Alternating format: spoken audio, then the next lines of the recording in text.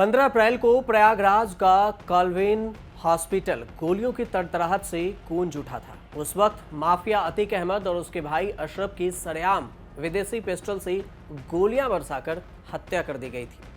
Police Atiq और अशरफ को medical के लिए अस्पताल ले जा रही थी। मीडिया का पूरा हुजूम लगा हुआ था। बावजूद इसके पत्रकार के वेश में बदमाशों ने गोलियों से भून दिया था। कुछ ऐसा ही 7 जून को हुआ। पश्चिमी उत्तर प्रदेश के कुख्यात माफिया और मुख्तार अंसार की करीबी गैंगस्टर संजीव जीवा माहेश्वरी की उत्तर प्रदेश की राजधानी लखनऊ में दिन दहाड़े गोली मारकर हत्या कर दी गई। इस वारदात को हमलावरों ने कोर्ट परिसर में अंजाम दिया। इसके लिए बदमाश बाकायदा वकील की ड्रेस पहनकर पहुंचे थे। SC/ST कोर्ट में मुख्तार अंसारी की करीबी गैंगस्टर संजीव माहेश्वरी जीवा पर ताबड़तोड़ गोलियां बरसाकर उसकी हत्या कर दी गई। इस दौरान कोर्ट रूम में अफरा तफरी मच गई। वारदात के दौरान जज के साथ ही वकीलों ने टेबल का सहारा लेकर खुद को सेफ किया। दहशत भरे माहौल के बीच सभी इधर उधर भागने लगे। वहीं जज अपने रूम में चले गए। ऐसे में यह जानना जरूरी है कि मुख्तार अंसारी के करीबी और बीजेपी नेता कृष्णानंद राय की कार के बोनट पर चढ़कर AK-47 से 400 गोलियों से भूनने वाला संजीव माहेश्वरी उर्फ संजीव जीवा कौन था। दरअसल इस मामले को लेकर लखनऊ सेंट्रल बार एसोसिएशन के अध्यक्ष रह चुके GN शुक्ला उर्फ चच्चू ने कहा है कि लखनऊ के कोर्ट के परिसर में जो घटना हुई वो बहुत ही दुखद है। इतिहास में पहली बार लखनऊ कोर्ट में इस तरह की घटना घटित हुई है। जब पुलिस जानती थी कि वह कुख्यात अपराधी है तो उसकी सिक्योरिटी को ढील क्यों दी गई। हाँ, यूपी के लिए कोर्ट में फायरिंग हो सकता है यह पहली बार, लेकिन भारत की राजधानी दिल्ली में इससे पहले भी कोर्ट में फायरिंग हो चुकी है। लेकिन इससे भी इतना तय है कि यूपी में लॉ एंड ऑर्डर अभी भी खराब है। लखनऊ बार एसोसिएशन के पूर्व अध्यक्ष GN शुक्ला का कहना है कि यूपी पुलिस गेट पर पहरा देने के बजाय मोबाइल में व्यस्त रहती है और वीडियो गेम खेला करती है। वहीं बड़े अधिकारी CM को कमियां नहीं भेजते। कंपाउंडर से कैसे गैंगस्टर बना था संजीव जीवा, ये भी जान लीजिए। गैंगस्टर संजीव जीवा कभी कंपाउंडर हुआ करता था। संजीव जीवा का नाम संजीव माहेश्वरी था। वो मूल रूप से वेस्टर्न यूपी के मुजफ्फरनगर का रहने वाला था। वहीं से क्राइम की शुरुआत हुई थी। जहां संजीव जीवा कंपाउंडर था, उसी दवाखाने के मालिक का अपहरण कर लिया था। इसके बाद फिरौती मांगी थी और इसके बाद संजीव जीवा किडनैपिंग किंग बन गया था। माफिया मुख्तार अंसारी का खास भी बन गया था। साल 2021 में संजीव जीवा की पत्नी पायल ने चीफ जस्टिस ऑफ इंडिया को लेटर लिखकर आशंका जताई थी कि उसके पति की जान को खतरा है। पायल 2017 में RLD के टिकट पर विधानसभा चुनाव भी लड़ी थी, जिसमें वो हार गई थी। शामली जिले के नगर कोतावली क्षेत्र में एक साधारण सा लड़का था संजीव जीवा। पढ़ने में माहिर लड़का, बचपन से डॉक्टर बनने का शौक था, लेकिन उसके परिवार के हालात खराब होने की वजह से उसे अपने इस सपने को कुर्बान कर दिया। जैसे तैसे गुजर बसर के लिए उसने एक झोला छाप डॉक्टर के पास कंपाउंडर का काम शुरू कर दिया। एक दिन डॉक्टर ने उसे पैसों की वसूली करने के लिए भेजा। संजीव गया भी और पूरे पैसे लेकर डॉक्टर के हाथ में दे दिया। इसी वाक्य के बाद पश्चिमी यूपी का वो साधारण सा लड़का कुख्यात गैंगस्टर बन गया।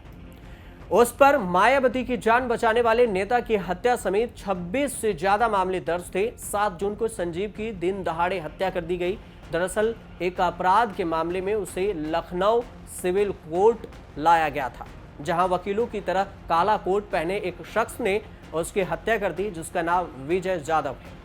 संजीव जीवा का आपराधिक रिकॉर्ड क्या रहा, तो 90 के दशक में संजीव जीवा ने कोलकाता के एक कारोबारी के बेटे का अपहरण कर लिया था। इसके बाद वो अपनी गैंग को तेजी से बढ़ाने लगा था। इस अपहरण के बाद संजीव जीवा हरिद्वार की नाजिम गैंग से जुड़ गया था और इसके बाद सत्येंद्र बरनाला गैंग में शामिल हो गया था।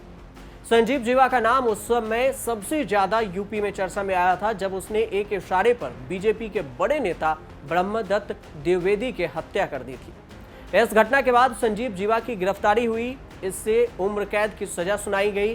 संजीव जीवा मुन्ना बजरंगी और मुख्तार अंसारी के संपर्क में भी आ गया।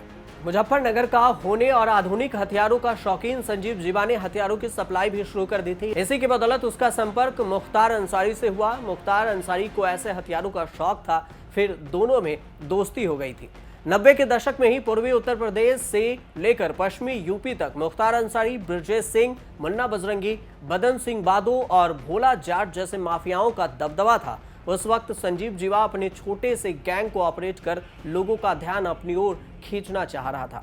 इसके लिए उसने ऐसा काम भी किया, उसने उत्तर प्रदेश में भूचाल ला दिया। संजीव जीवा ने उस समय बीजेपी के नेता की हत्या कर दी, जिसने कभी पूर्व मुख्यमंत्री मायावती की जान बचाई थी। साल 1997, तारीख था 10 फरवरी। बीजेपी के उभरते हुए नेता और विधायक ब्रह्मदत्त द्विवेदी फर्रुखाबाद के शहर कोताबली में अपने घर से कुछ दूर एक तिलक समारोह में शामिल होने गए थे और लौटते वक्त जैसे ही वो अपनी गाड़ी में बैठने लगे, तभी संजीव जीवा ने अपने साथियों रमेश ठाकुर और बलविंदर सिंह के साथ मिलकर उस पर अंधाधुंध फायरिंग कर उसकी हत्या कर दी। इस हमले में ब्रह्मदत्त द्विवेदी के गनर बीके तिवारी की भी मौत हो गई। जिस ब्रह्मदत्त की हत्या संजीव जीवा ने की, उसके सियासी कद का अंदाजा इस बात से लगाया जा सकता है कि उनके अंतिम संस्कार में अटल बिहारी वाजपेयी, लाल कृष्ण आडवाणी जैसे दिग्गज बीजेपी के नेता भी शामिल हुए थे। आप जीवा कितना खतरनाक और गैंगस्टर था, इस बात से अंदाजा लगा सकते हैं कि जून 1995 में गेस्ट हाउस कांड के उस वक्त मायावती कमरा नंबर 1 में बंद थी और मायावती ने गेस्ट हाउस के कमरे से मदद के लिए कई लोगों को फोन किया, लेकिन किसी ने मदद नहीं की। तब ब्रह्मदत्त गेस्ट हाउस पहुंचे और पुलिस के पहुंचने तक मायावती के कमरे के बाहर मोर्चा संभाले रहे। इसके बाद से मायावती उन्हें अपना भाई मानने लगी। इसी ब्रह्मदत्त द्विवेदी की हत्या के बाद संजीव जीवा माफिया की नजरों में छा चुका था। बीजेपी विधायक कृष्णानंद राय के सीने में भी 400 गोलियां दागी थी, लेकिन इससे भी बड़ा कांड होना अभी बाकी था, जो साल 2005, तारीख थी 15 नवंबर। जिस राज्य में 10 साल पहले एक बीजेपी विधायक को गोलियों से छल्ली कर दिया गया हो, वहीं एक बार फिर से गोलियों की बारिश होने वाली थी। 10 और 100 नहीं, पूरे 400 राउंड गोलियां चलने वाली थी और वारदात को अंजाम देने वाला था वही लोगों का डॉक्टर संजीव जीवा। 25 नवंबर 2005 मऊ में एक जगह है मोहम्मदाबाद। इस इलाके के बीजेपी विधायक कृष्णानंद राय क्रिकेट टूर्नामेंट का उद्घाटन कर वापस लौट रहे थे, तभी एक गाड़ी उनके सामने आकर खड़ी हुई और रुक गई।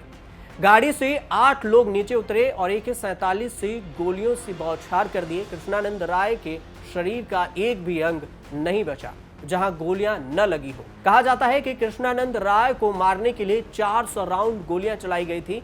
उस शूट आउट में विधायक कृष्णानंद समेत 7 लोगों की मौत हुई थी। इस निशंग हत्याकांड में मुख्तार अंसारी, मुन्ना बजरंगी और संजीव जीवा का नाम भी सामने आया था। हालांकि बाद में कोर्ट ने सभी को बरी कर दिया।